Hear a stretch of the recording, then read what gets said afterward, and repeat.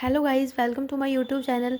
आज मैं आपको बताऊंगी पाचन तंत्र, जो 10th क्लास का बहुत ही इंपॉर्टेंट टॉपिक है। यदि आप 10th क्लास के स्टूडेंट हो तो ये वीडियो आपको ही रहने वाली है। यदि आप 10th के नहीं हो, अपर या फिर लोअर क्लास के हो, तो ये आपके लिए भी बहुत इंपॉर्टेंट है, बिकॉज ये टॉपिक बहुत बहुत इंपॉर्टेंट है।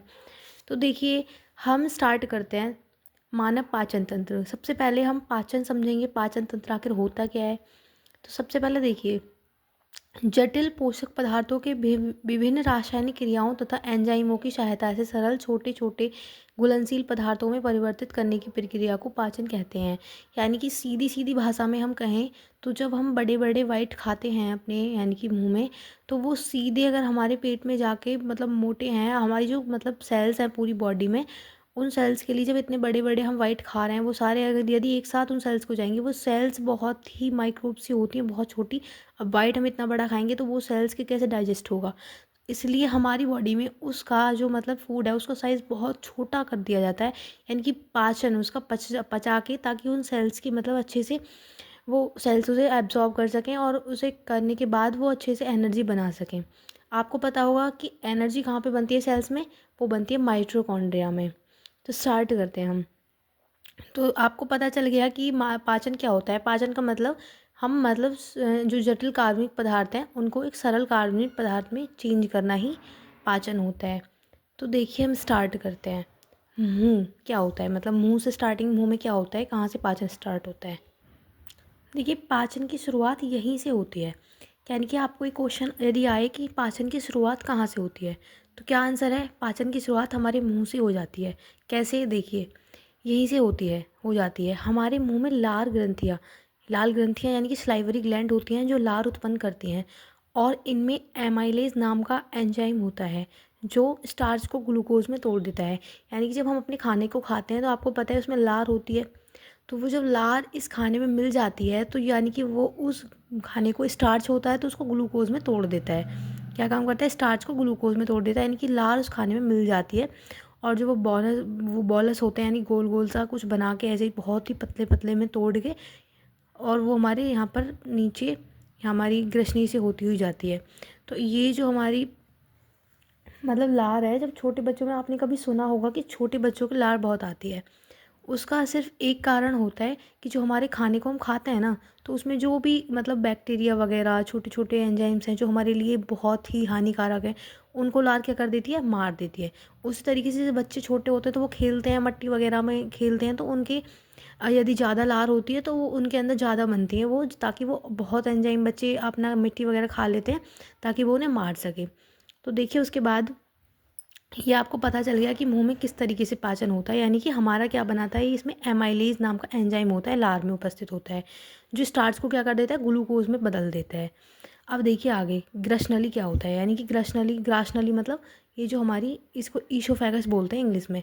आपको इंग्लिश और हिंदी दोनों का बेस साथ में मतलब कॉन्सेप्ट क्लियर करते रहना है, ताकि आपको आगे कोई परेशानी ना हो। तो ग्रासनली करीब 25 सेंटीमीटर लंबी होती है। और ग्रासनली में क्रमांकुंचन गति, यानी कि ये जो इसको हिंदी में इंग्लिश में बोलते हैं पैरास्टैलेटिक मूवमेंट, यानी कि बहुत ही धीरे धीरे यहाँ पर खाना मूव करके आराम से नीचे जाता है। क्योंकि यदि हम खाना खाएंगे वो एक साथ जाके गिरेगा पेट में, तो हमारे पेट में चोट लगेगी, यानी कि बहुत बार जाएगा, हम हर बार चोट लगेगी, तो इसमें घाव बन सकता है। इसलिए खाना एक बहुत ही आराम से गति से जाता है और यहाँ पहुँच जाता है पेट में। यानी कि इसको क्या बोलते हैं? आमाशय। स्टोमक इंग्लिश में बोलते हैं और आमाशय हिंदी में। तो देखिए, इसमें क्या होता है आमाशय में, इसका हमारे आमाशय में क्या पाया जाता है? HCl। ठीक है। अब पहले आपने ये समझ लिया कितनी लंबी होती है, इसमें इसको, इसी गति को क्या कहते हैं। ठीक है। उसके बाद इसका जो काम है वो भोजन को मतलब मुंह से कहाँ पहुँचाना होता है? आमाशय तक। बस इसका इतना काम है। ठीक है।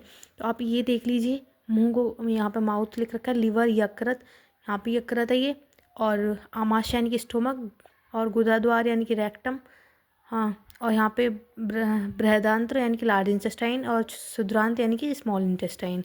तो देखिए आगे देखते हैं। अब क्या देखते हैं हम? अब उसके बाद जब हमें बताया कि हमारी जो ये ग्रशिका है, ये आराम से खाने को कहाँ पहुँचाती है? स्टोमक में, यानी कि आमाशय में। अब आमाशय से क्या होता है? अब आमाशय में देखिए क्या होता है, भोजन 4 घंटे तक आमाशय में रहता है। भोजन कितने घंटे तक रहता है अमाशय में? 4 घंटे तक।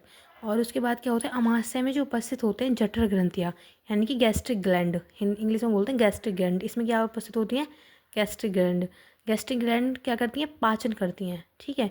इसमें क्या क्या बनता है? ये हाइड्रोक्लोरिक अम्ल, एक प्रोटीन पाचक एंजाइम पेप्सिन तथा श्लेष्मा का स्रावण करती हैं। क्या करती हैं गैस्ट्रिक ग्लैंड? यानी कि HCl का स्रावण करती हैं। और क्या करती हैं? म्यूकस यानी कि श्लेष्मा और पेप्सिन का। तो देखिए, आपने कभी सुना है कि HCl यदि हमारे हाथ पे डल जाए, कहीं भी डल जाए, तो वो जला देता है। अब आप सोचिए कि अगर हमारे पेट में रहता है तो हमारे पेट को क्यों नहीं जलाता? तो इसका सीधा एक ही मतलब है कि हमारे मतलब इसका जो आंसर है वो ये है, हमारी जो लेयर है इसकी, स्टोमक की, इसकी लेयर जो बनी होती है वो म्यूकस मेम्ब्रेन होती है, यानी कि म्यूकस जो हमारे HCl से हमारे, यानी कि जो हमारी स्टोमक की लेयर है बाहर वाली, उसको प्रोटेक्ट करती है, ठीक है। ये आपको समझ में आ गया। अब है शुद्धांत, यानी कि छोटी आंत। अब ये हमारा भोजन कहाँ जाएगा? छोटी आंत में। तो अब हम छोटी आंत बहुत ही इंपॉर्टेंट है, इसे ध्यान से सुनना एक बार। इसे देखिए, शुद्धांत कार्बोहाइड्रेट, प्रोटीन तथा वसा का पूर्ण पाचन स्थल है। यानी कि यहाँ पे क्या होता है, यानी कि वसा, प्रोटीन और कार्बोहाइड्रेट का क्या होता है यहाँ पे? पाचन होता है, ठीक है। इस कार्य यहाँ तो क्या होता है, HCl तोड़ देता है खाने को, बट पचता कहाँ जाके? स्मॉल इंटेस्टाइन में, ठीक है। यह पाचन स्थल, इस कार्य के लिए यह यकृत तथा यज्ञाशय में श्रावण प्राप्त करता है। यानी कि अब जब ये पाचन करेगा, इसके लिए कौन हेल्प करता है? इसमें हमारे जो हेल्प करता है, इसमें हमारा यकृत यानी कि लीवर हेल्प करता है इसमें हमारा। और क्या करता है? यकृत और अग्नाशय, ये हमारा अग्नाशय यानी कि पैनक्रियाज है, और ये हमारा पित्ताशय है। ये दोनों हमारे क्या करते हैं? तीनों, लीवर और अग्नाशय और पित्ताशय, तीनों हमारी हेल्प करते हैं। जो हमारी बाइल जूस वगैरह ये छोड़ते हैं, तीनों जूस निकालते हैं, मतलब इसमें से, ये पित्ताशय में से निकलता है। क्या है देखो, अग्नाशय श्रावण से प्राप्त करता है, यानी कि इन तीनों से प्राप्त करता है। पित्त लवण उन्हें छोटी कोशिकाओं में खंडित करता है, यानी कि पित्त लवण इन्हें छोटी कोशिकाओं में खंडित करता है। शुद्रांत में वसा बड़ी कोशिकाओं के रूप में होता है, यानी कि जब इसमें क्या होता है, बड़ी बड़ी कोशिकाओं के रूप में होता है वसा, यानी कि फैट। लेकिन क्या करता है इसे, ये छोटी कोशिकाओं में क्या करता है? खंडित। शुद्रांत इस पर एंजाइम का काम करना मुश्किल होता है, जिसमें एंजाइम की क्रियाशीलता बढ़ जाती है। अग्नाशय रस का स्रावण करता है, जिससे प्रोटीन के लिए ट्रिप्सिन एंजाइम तथा एमाइलेज, वसा के लिए लाइपेज एंजाइम होता है।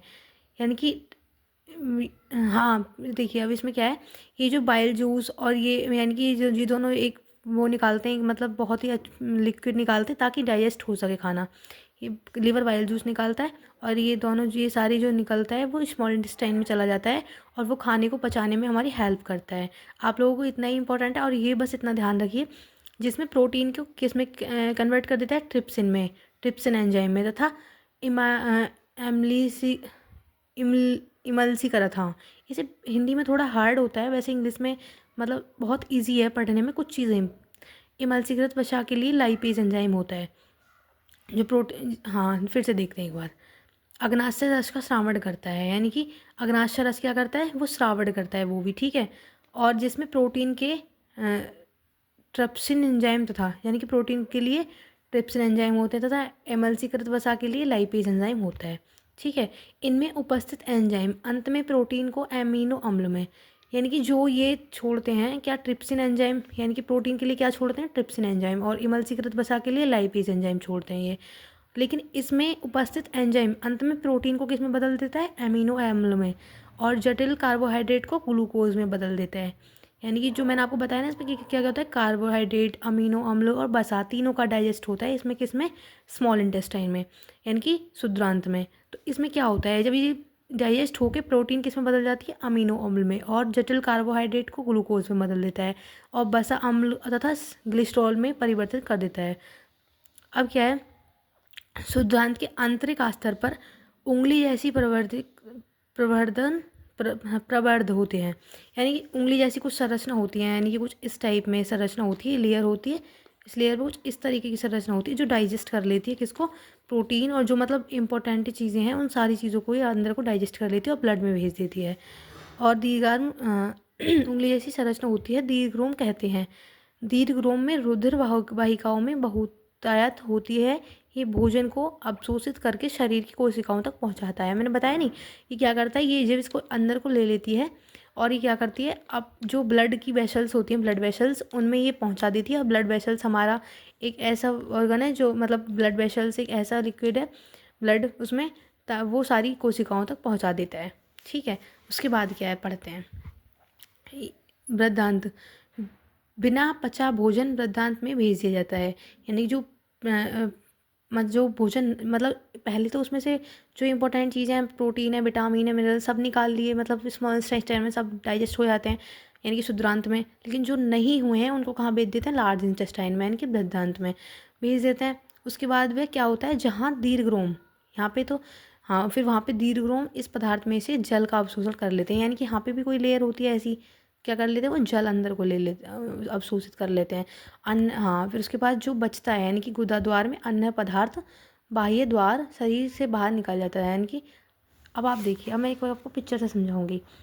सबसे पहले हम खाना खाते हैं, मैंने आपको बताया मुंह में क्या होता है हमारा, इसमें स्लाइवरी ग्लैंड होती हैं जो हमारा एक स्लाइवा मतलब वो करती हैं, छोड़ती हैं। उसके बाद वह इसमें वो हो जाता है, और इसमें स्टार्च को किस में कन्वर्ट कर देता है, ग्लूकोज में, खाने को ये। और इसमें हमारे साथ भोजन के साथ आराम से ये संकुचन, मतलब इसको हिंदी इंग्लिश में तो पता है, हिंदी में क्या कहते हैं इसको, कौन सी गति होती है, एक बार देख लेते हैं। ये गति होती है, मैं इसको हिंदी में हाँ क्रमांकुंचन, पैरासाइक्लेटरी बोलते हैं इसे। तो ठीक है, ये आराम से इस गति से जाता है नीचे खाना, और जाके हमारे स्टोमक में आराम से जाता है। उसमें HCl होता है जो हमारी जिसको हमारी म्यूकस मेम्ब्रेन प्रोटेक्ट करती है, HCl से हमारी स्टोमक की लेयर को।